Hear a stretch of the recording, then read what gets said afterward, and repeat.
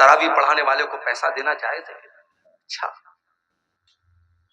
مطلب تم یہ پوچھ رہے ہو کہ تراویح پڑھانے والے کو پیسہ دینا جائز ہے کہ نہیں؟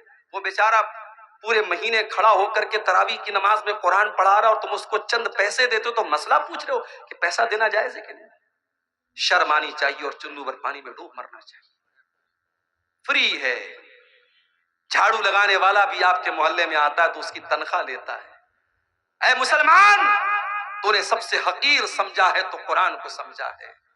قرآن پڑھنے پڑھانے والے کا اس نے پیسہ مانگ لیا تو جان نکلتی ہے تیری. پچھلے سال ایک نیوز میں نے پڑھی تھی، گجرات میں احمد آباد میں ایک حافظ صاحب نے تراویح کی نماز پڑھائی تھی. ان کو وہاں کی جو مسجد کے مصلیان تھے کسی نے خوش ہو کر کے 4 ویلر دے دی تھی. 4 ویلر کی چابی کے ساتھ حافظ صاحب کا فوٹو آیا. ہمارے یہاں تو لوگ سن کر کے صاحب بے ہوش ہو جائیں گے. ارے تراویح پڑھانے والے کو 4 ویلر مل گئی.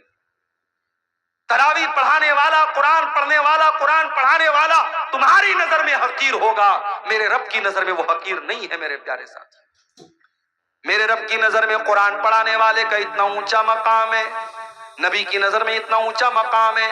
اللہ کے نبی فرماتے خیرکم من تعلم القرآن وعلمہ، تم میں سب سے بہترین انسان وہ ہے جو قرآن کو پڑھتا ہے، پڑھاتا ہے، قرآن کو سیکھتا ہے، سکھاتا ہے.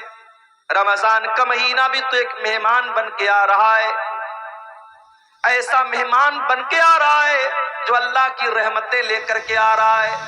اس مہینے میں تراویح کی نماز پڑھ کر کے ہم اللہ تعالیٰ کے مقرب بن سکتے ہیں.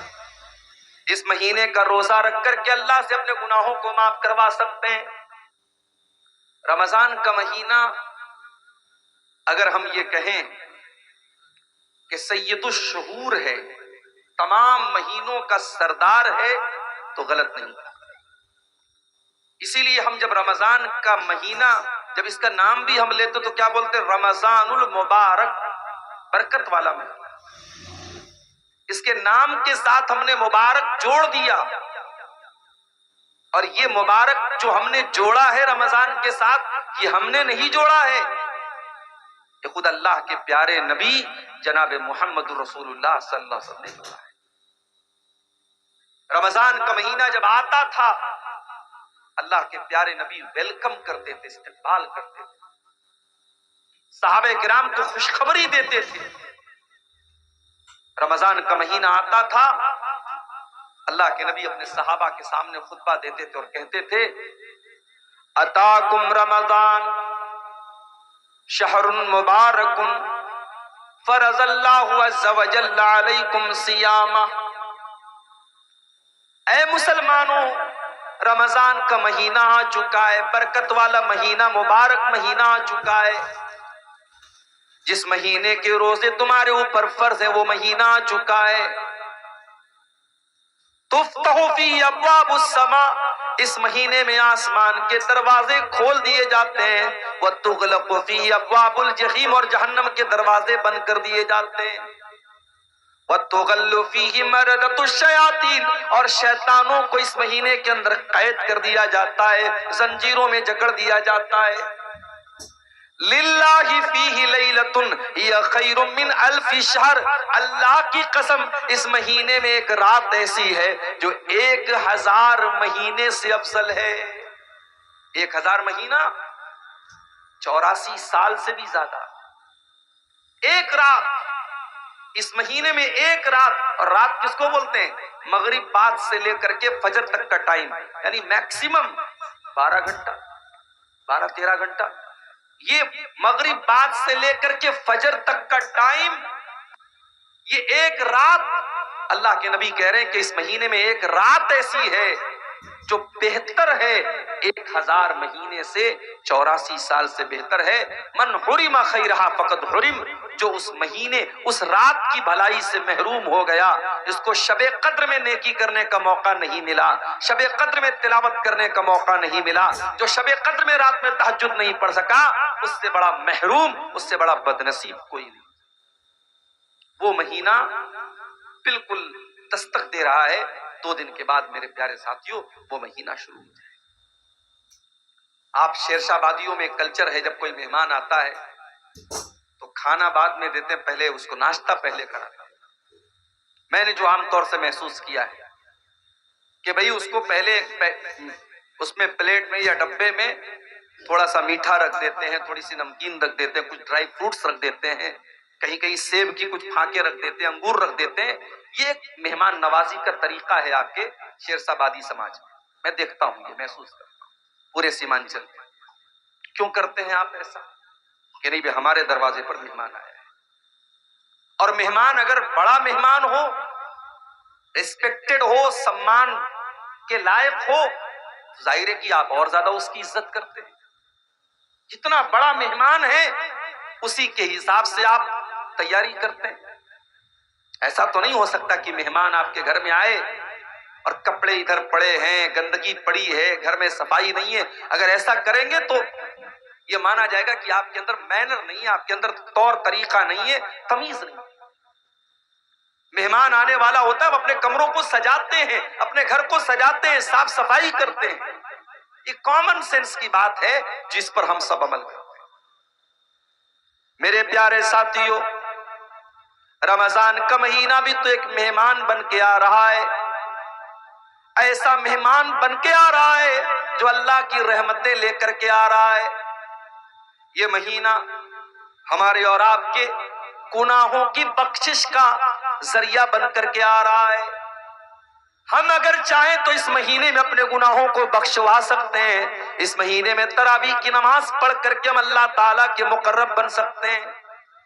اس مہینے کا روزہ رکھ کر کے اللہ سے اپنے گناہوں کو معاف کروا سکتے ہیں. اس مہینے میں قرآن کی تلاوت کر کے اپنے گناہوں کے بادلوں کو ہم چھانٹ سکتے ہیں، صاف کر سکتے ہیں. ہونا تو یہ چاہیے تھا اس مہینے کے لیے ہمارے دلوں میں ایک ایکسائٹمنٹ پیدا ہوتی، ایک اتسکتا ہوتی، اور ہم ذہنی طور پر اس مہینے کے استقبال کے لیے تیار ہوتے. مگر کیا بات ہے، لوگوں کو فکر ہو رہی ہے کہ صاحب رمضان آئے گا، کیا ہوگا، دوپہر کا کھانا کیسے کھائیں گے ہم.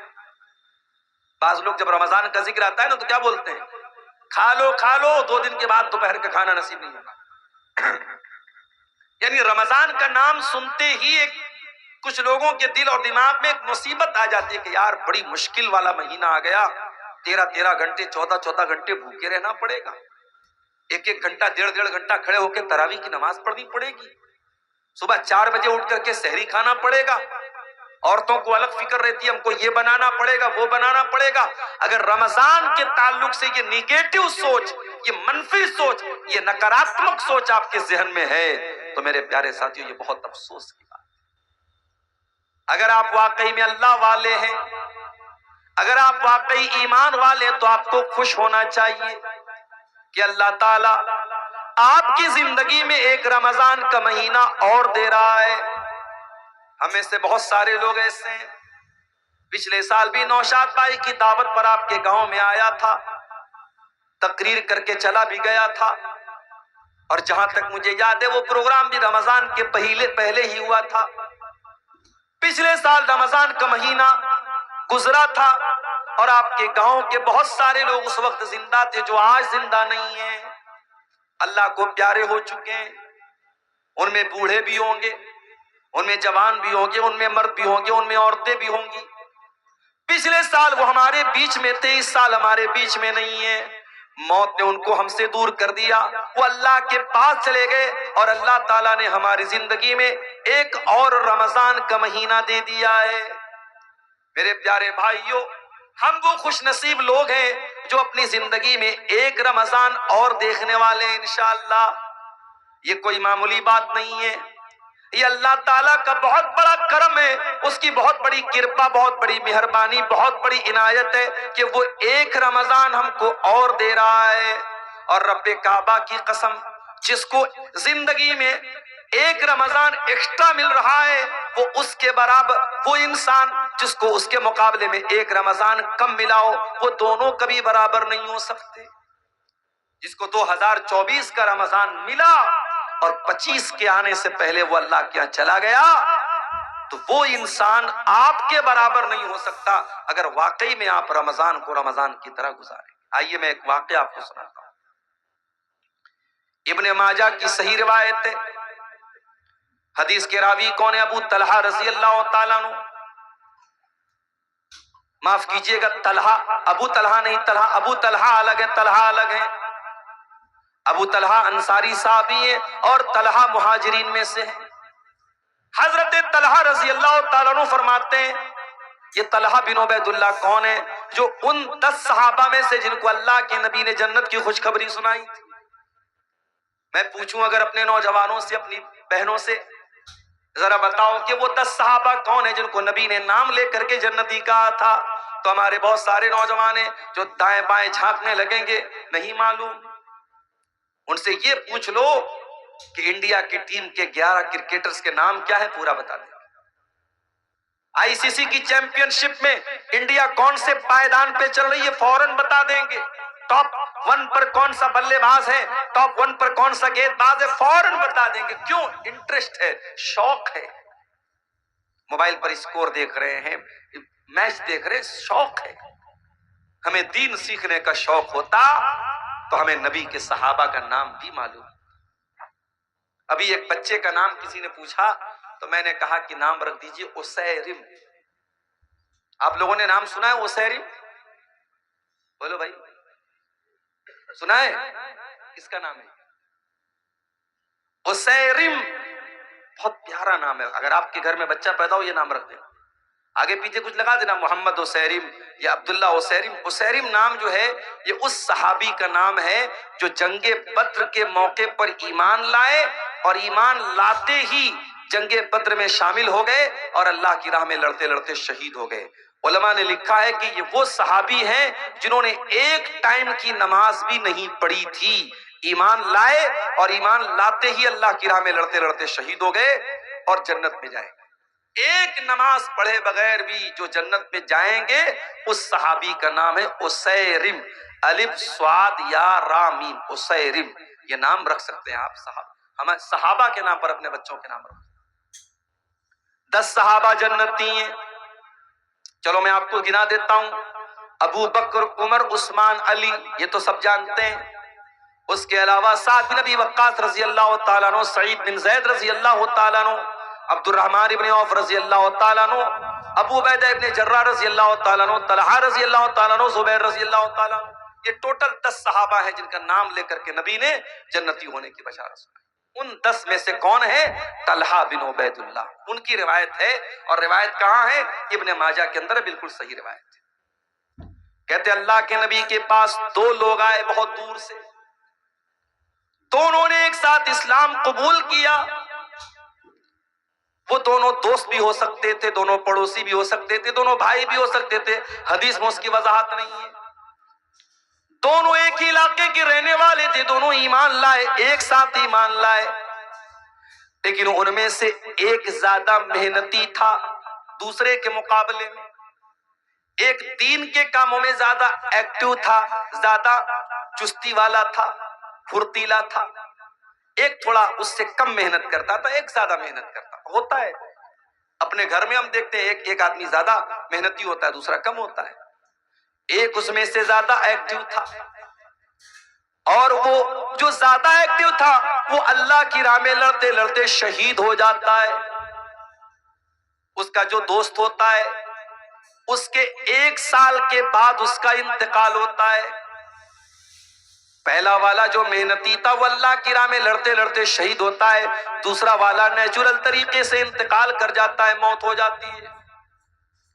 حضرت طلحہ کہتے میں نے خواب دیکھا کہ میں جنت کے دروازے پر کھڑا ہوں، اتنے میں جنت سے ایک نکلنے والا نکلا، یعنی فرشتہ نکلا، اور جو انسان بعد میں جس کا انتقال ہوا تھا اور جو دین کے معاملے میں کم محنت کرتا تھا، اس فرشتے نے اس کو جنت میں جانے کی اجازت دی کہ تم جنت میں چلے جاؤ۔ اس کے بعد اس نے اس سے کہا جو زیادہ محنتی تھا اور اللہ کی راہ میں جو لڑتے لڑتے شہید ہوا تھا، اس سے کہا تم چلے جاؤ۔ اس کے بعد وہ فرشتہ میرے پاس آیا اور اس نے کہا فَإِنَّكَ لَمْ يَعْنِ لَكَ بَعْدُ، ابھی تمہارے جنت میں جانے کا ٹائم نہیں آیا ہے۔ حضرت طلحہ کہتے اس کے بعد میری نیند کھل گئی۔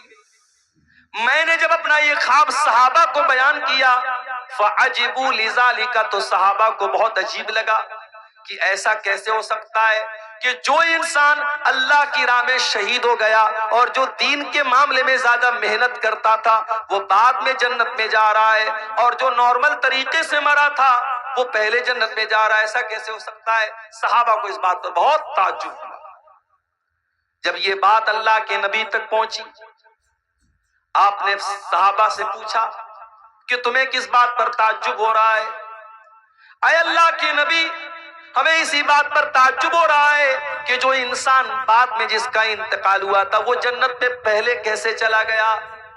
آپ نے فرمایا الیس قد مکث بعدہ سنتن، جس کا انتقال 1 سال بعد ہوا تھا، کیا اپنے بھائی کے مرنے کے بعد 1 سال تک اس کی زندگی میں 1 سال ایکسٹرا اس کو ملا کہ نہیں ملا؟ 1 سال زیادہ ملا کہ نہیں ملا؟ ہاں اللہ کے نبی زیادہ ملا۔